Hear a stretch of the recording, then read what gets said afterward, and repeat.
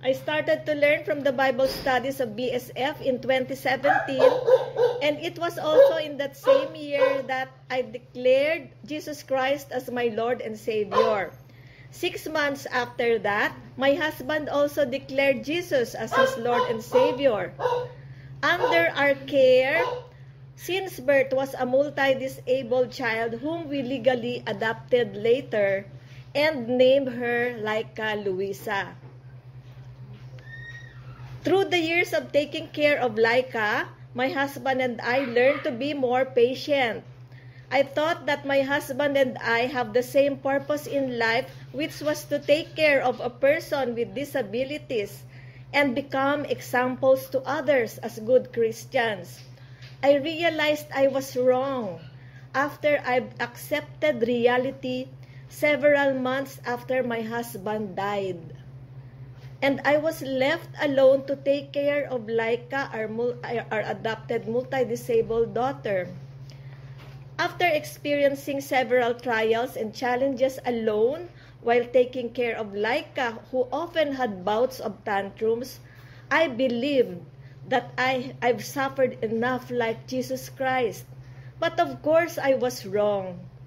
Only recently, I suffered from so much pain on my gums after I underwent extraction of 3 teeth. I wanted to die because of pain, and that was the time I couldn't imagine how Jesus Christ suffered so much pain on the way to the cross. When pimples appeared on my head, I felt blessed despite the pain because the pain was distributed from my gums to my head. I had no idea that I had shingles due to the trauma on my gums, not pimples, and Laika was even infected and developed chicken pox. My mindset changed by grace of God. I believe those physically painful experiences were again blessings. God wanted me to share in the sufferings of Jesus Christ, so I should be joyful.